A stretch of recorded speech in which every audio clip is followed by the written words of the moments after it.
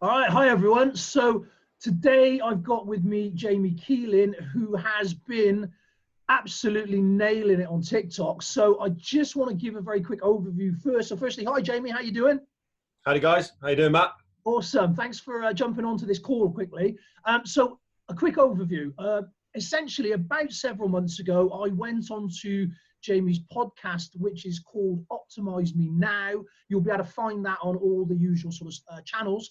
And we talked about the fact that Gary Vee had mentioned this thing called TikTok. And so I started looking into it. I got onto the platform, blah, blah, blah, blah. Then we forward about 6 months where I again went on to Jamie's podcast and we talked about TikTok in depth. And so if anybody wants to get a real good understanding of TikTok and what it's about, I recommend jumping over to the Optimize Me Now podcast.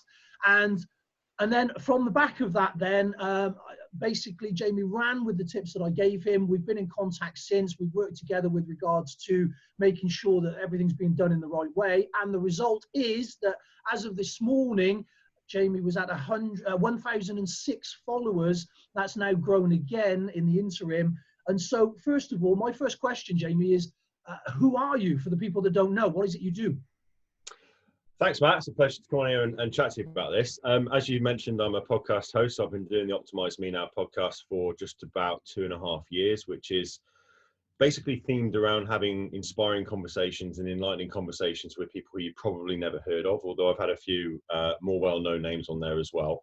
But it blows me away how many people I've had on who have just been absolutely outstanding guests, but that aren't celebrities in their own right, if that makes sense.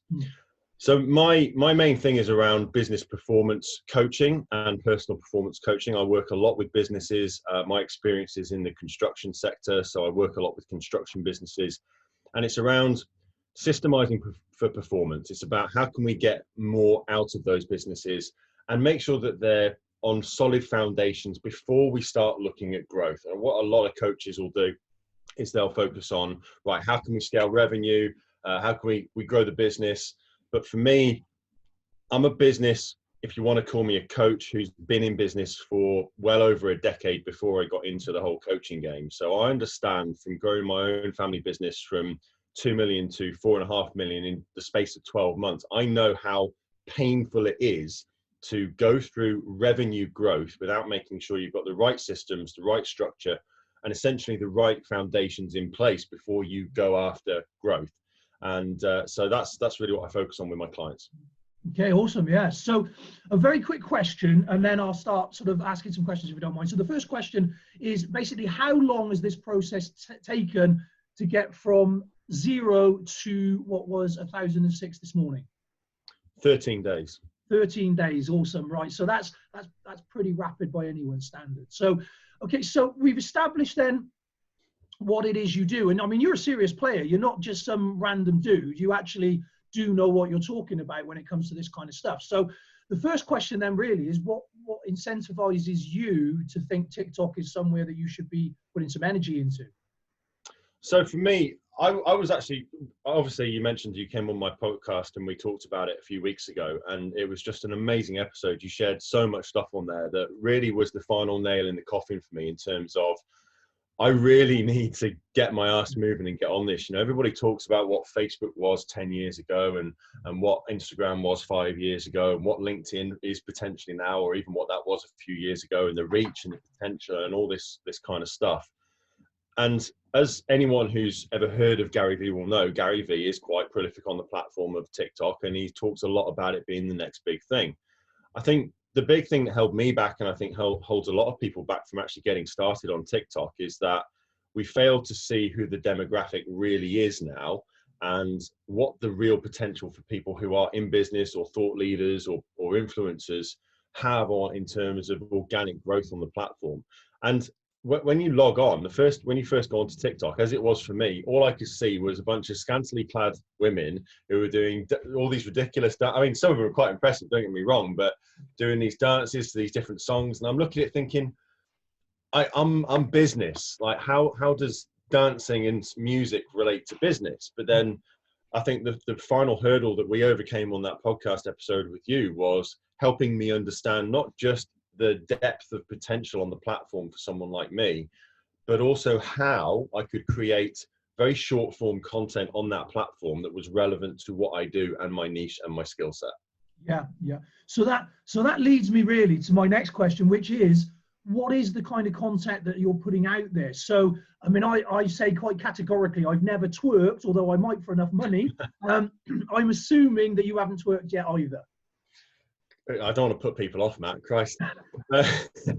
No, I've not done any dances or anything like that. I don't do anything along those kind of lines. I've only done a few posts that have backing music to them as just kind of an experimental thing.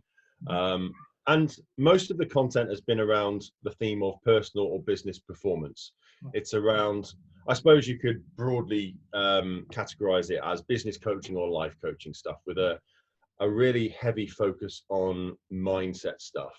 To be honest, it's been nice because I've been able to use the platform as a way to experiment with really, really short form content. You know, a lot of the videos I've been putting out, and in accordance with your advice as well, have been around 15 seconds, which is it's a big shift for me from doing the kind of stuff that I was doing on perhaps LinkedIn and especially Facebook, where my Facebook lives were often around 20 minutes. So to adapt that kind of content and still be able to add value on the platform has been a really interesting shift for me. So I've kind of been playing with what works and just putting various different insights and things that I think about out there, sharing a little bit about what I'm doing as well in terms of the behind the scenes on my podcast, showing people my setup, and my motivation in terms of the type of content that I'm pushing out through there is completely around being authentic. It's one of the things that particularly now more than ever frustrates me about Facebook is that you see so much crap on that platform. People posting silly questions, people doing lives and talking about nothing, or it really does frustrate. There's so much, it's saturated with meaningless, worthless crap. I think a pretty relevant point on that at the moment is that I don't know whether everyone else has noticed, but for me, I'm seeing that Facebook seems to have lost its fun. Yeah, that's an excellent point, and that's what I love about it. I mean, personally, I feel quite pressured when I haven't done a Facebook Live in a long time either. Used to do a lot of Facebook Lives and a lot of content on Facebook, but more and more it felt forced to me, and it didn't feel fun. It didn't feel like, felt it was just like one more piece of BS in amongst all of the noise, and I don't want to be that. That's not what I'm all about. Yeah. And what I love about TikTok is that, yeah, there's some crazy stuff on there and there's some silly stuff on there, but it's like human beings are crazy. And what strikes me is that actually what I'm seeing on TikTok, whether it's people dancing or putting other kinds of content out there, is it's just authentically human. And I love that.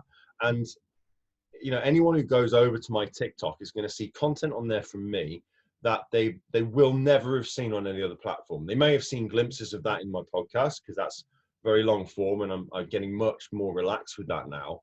But TikTok, I just took it as a carte blanche opportunity to be 100% me. And so you're seeing a little bit of my stupid side, a little bit of my humor, and just some of the insights, kind of the things that I'm thinking about and how I approach life and the things I've learned over the years. And it is very engaging, I have to say that. And so I've got a little tag down there, Jamie Keeling. So if you want to find him at Jamie Keeling, he's over there. And basically one of the ones that is doing really well at the moment is one you put up yesterday, and that's very specifically orientated towards finances, towards money, towards building a future.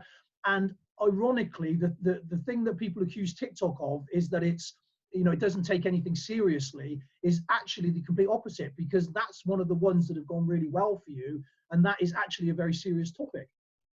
Yeah, 100%. I mean, don't get me wrong, the title that I've put on that is a little bit clickbaity, and that was intentional, because the thing with TikTok I'm realizing is you've got, maybe a 15-second video, but you've still got to stop people and get their attention in order to get the message across. You know, that first 3 or 4 seconds is absolutely crucial for making them stop their scrolling, stopping their feed, and actually watch your content.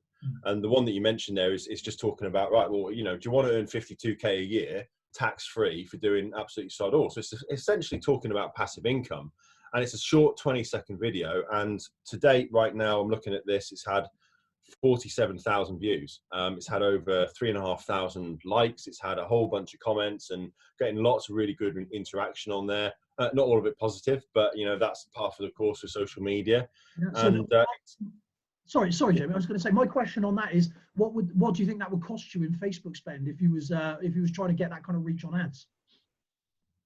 Oh Christ.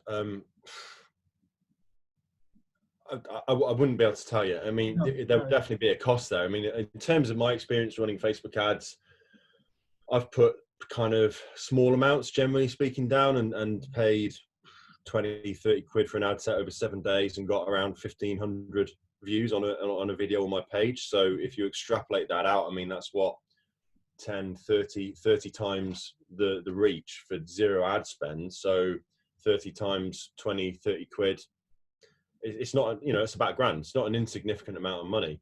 And it's highly engaged as well, Matt. You know, that's the other thing with this platform, is it's not like I'm just getting all of these views. There's there's massive conversations happening in the comments thread of that post, where, you know, a lot of people are saying, oh, where are you going to find an ISA that does that? And this is bad advice and this is that. But there's like you said, I know what I'm talking about. I'm not talking crap. And the whole point of this video and what I put up this morning, which has already had 22,000 views, is all around moving away from the get rich quick silver bullet rubbish that you see on Facebook and a lot of these other platforms from these fake gurus who are teaching trading or Amazon FBA and all this other rubbish, and just saying, look, actually, yeah, you can become a millionaire. You can become financially free. And the way you do it is over 40 years. And you do use this kind of instrument, and this is the strategy. And it's simple stuff. And I think it's that kind of stuff which I'm really enjoying talking about. No, absolutely. And that's, I mean, that's really the thing, isn't it? Is what is the value for you within that, which then leads to the next question. And this is the question that absolutely everybody asks me. And I'm pretty sure if they haven't asked you yet, they will. And that is, how do you monetize it? So have you managed to monetize it? Can you see any ways forward on that?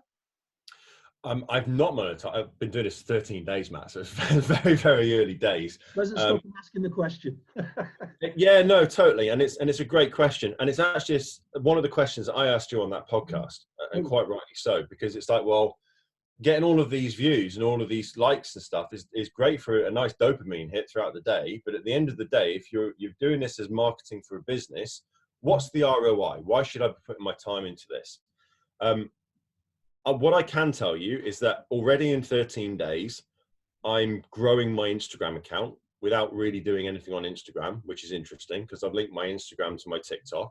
Yeah. More and more now I'm having people click through and follow me there as well as following me on TikTok. So that's interesting.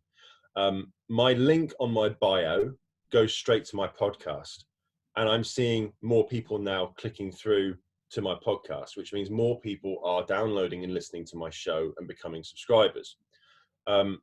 That's really, you know, the intro and the outro, as you know, on my podcast is where I advertise my services. It's where I advertise my Bulletproof app. And obviously people get a lot of value from listening to the conversations with the guests. So in terms of a route there, I think there's a very, very clear route there. I looked this morning after hitting 1,000 followers, and I've now unlocked the ability to go live on TikTok as well. And I think that's going to be really cool. I'm not really interested in selling through my content on TikTok in terms of these short videos. What I want to do is engage, entertain. I want to have some fun. That's probably the most important, is I want to really enjoy creating and delivering content. And I think if people can take just one thing away from this, is that I've grown very tired of feeling like I had to create content on LinkedIn and Facebook. I'm really, really, really enjoying creating content on TikTok. And it's like 15 seconds, man. And the editing capabilities and the things you can do with it, it's just great fun. In terms of monetizing it though, we'll see is the answer to the question. Obviously my link's there to my podcast. My podcast then links people directly to my app and to the services that I mentioned earlier around the business coaching, life coaching and performance coaching and stuff. So I would expect over the next 6 to 12 months to see more and more people engaging with the podcast. I would expect to see more and more people downloading the Bulletproof app. And I'm going to set up specific links so I can track this and make it tangible as well. So that I know when people are clicking on that link, it's coming from TikTok. And so I can manage, I can actively see, right, I'm putting my time and energy into this. That's creating this amount of flow through to these other channels. And then that's creating this additional revenue business and everything else. So in short, I think there's massive potential. I mean, Christ, Matt, no one's watched my videos 50,000 times. I've been on Facebook for over a decade. I've been on LinkedIn for years. I've been on Instagram for years. Like, and don't get me wrong, when I do stuff on those platforms, I get some good reach, I get good engagement. But this is just on a whole nother level, and I'm 13 days in. Yeah, well, this is what I try and say to people, is that at the moment, the platform is content hungry. So there are more people consuming than there are creating. So at the moment, there's this huge deficit. And as long as what you do has a little bit of value, it's really hard not to get people watching. It's really hard not to succeed. But you can self-sabotage by doing some of the wrong things, which is what we've worked on and talked about. And so the next question then, really, which is probably the last question that I should ask today, because I know your time's valuable and I've taken a bit of it. And that is really, how long have you been putting in towards this? Has this been like a job of work? Have you had to commit hours of your day to it? No. Well, only in terms of reading all the notifications. I mean, that's the one thing, is like, it's exhausting purely through the constant dopamine hits from getting pings all day. But I've turned the notifications off, but it's just been mad. I mean, I'm looking at the phone now and I've had 6 notifications just in the time that we've been talking. It's just crazy. In terms of creating video, once, so long as like, I know my stuff I don't want to talk about, so I haven't got to spend ages kind of planning and coming up with content, because I've been talking about this stuff for years anyway. Yeah. In terms of actually creating these videos, I mean, the one I did yesterday probably took me about 10 minutes by the time I'd recorded it, added the captions and posted it, put a few hashtags on. The one I did this morning is already at, like I said, 22,000 views. Yeah. That took me about 5-10 minutes again. So, I mean, yesterday I did one video because, I mean, it was just flying. So I just let it run. Same with the one today. I'll probably only do that one today because it's flying like mad. The most I've done in a day is, I think, 9 TikToks in a day, and the average is about 4 to 6. They're 15-second videos, Matt. So I'm spending probably a minute or 2 recording them, maybe a couple of minutes editing them. Maximum 10 minutes of video. For 6 videos, that's max an hour's work. And then, you reply to the comments and that way you're on the toilet. Yeah, totally. Yeah, totally. So, I mean, what I would say is, when you say you're nailing it, you are nailing it. You absolutely are. But when you talk about your numbers and you're like, I don't want to do any more at the minute because they're flying, you've got to put that into context. So what I mean by that is, although those numbers are really good and really healthy and they're growing, those aren't actually viral numbers. So you can, once you've given it a little bit of room to grow, you can actually post more. And I would actually recommend doing that. Once you start getting in the 200,000 to 300,000 views range, that's when it starts getting some legs properly. So until then, you're kind of okay. You don't want to put them back to back, but once they've had 2 or 3 hours, then that's fine. So yeah. Awesome. And mate, firstly, thank you for coming on and having a chat about this. Secondly, I mean, really impressed with the fact that, you've really engaged with this and you have shown what a little bit of effort can do. And thirdly, more importantly, I'm just really pleased you're having a lot of fun with it, because it is a bloody fun platform. And that's one of the main things, is when everybody's saying about, oh, what will it do for me? What can I get from it? It's like, well, look at it like that. Yeah, you can have a lot of fun with it. You can actually put a smile on your face. And right about now, we could probably all do with that a little bit more, couldn't we? Well, one of the best, I'm going to share this with you before we wrap up. One of the best things about it is my stepdaughter, she's 11. Right. She's on TikTok, and she is absolutely mortified that I'm smashing it more than her on TikTok. It's been so funny to watch. I mean, she followed me in, and she yeah, but you're paying for followers. You're just like paying for this. They're all fake. They're all fake. And she's unfollowed me because she's that like. It's just so funny. But the other thing as well is the podcast episode we did. It was 2 hours of sheer genius. So I highly recommend people go and listen to that.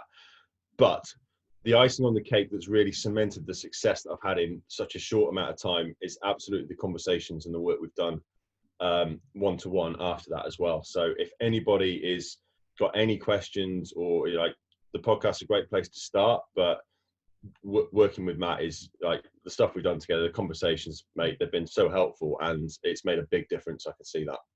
Well, my pleasure, my friend, my pleasure. So thank you for that. And mate, looking forward to seeing the next installment. So see you soon. Thanks, bud.